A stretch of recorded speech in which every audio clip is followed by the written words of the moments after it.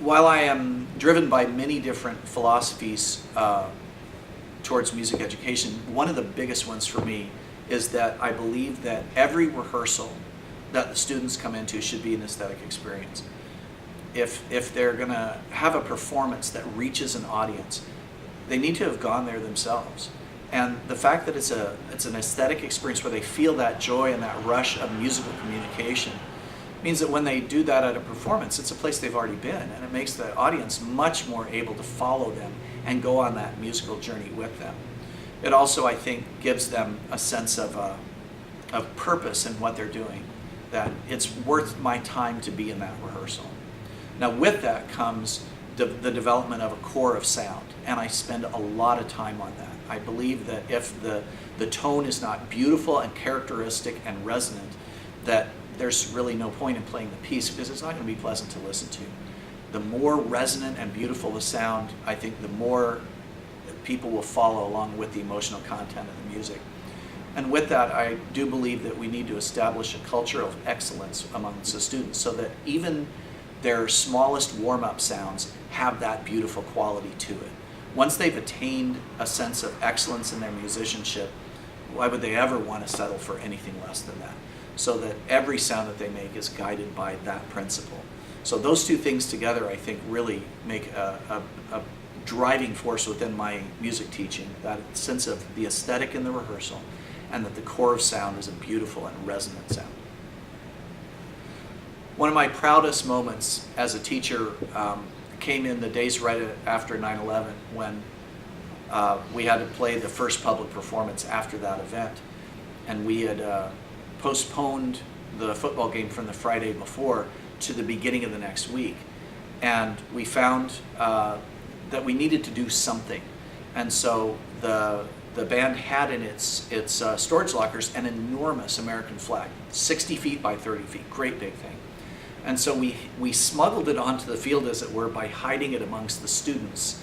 And once we were out to play the Star Spangled Banner and stuff to start the game, there was a bit of a text read out over the loudspeaker, and then they asked for a moment of silence, followed by a tribute by the band. And so I had arranged America the Beautiful to start with just a few players, and then a few more and a few more, and 2,000 people standing there in complete silence watching this. And when we got to the place where America, they ran this flag out across the field, and the place went crazy. People screaming and yelling and crying. It delayed the start of the game by 20 minutes. And the fact that we were able to do something to help a community begin healing was really a wonderful moment for us. I remember telling the students at the end of that after they might win a lot of awards and they might win a marching contest here and play some great concerts, but people would remember that they were there for that night for the rest of their lives. And here now, years later, people will still come up to me and say, I was there the night that you guys played that. And usually they choke up because it was such a meaningful event for everybody. One of the most significant challenges I faced in my career was coming into the job where I have now. There had been some controversy regarding the departure of the director before me, and people were very polarized. The students, the community, extremely polarized, either in his favor or against him. And it was definitely a house divided. The band could not agree on anything, and there was quite a rift amongst the students as to whether they could accept a new director, whether they liked the old director or didn't. It was really a very hostile environment to try to create something beautiful. But we were able to find that musical excellence could be the unifying characteristic that everybody could adhere to. And it took some time.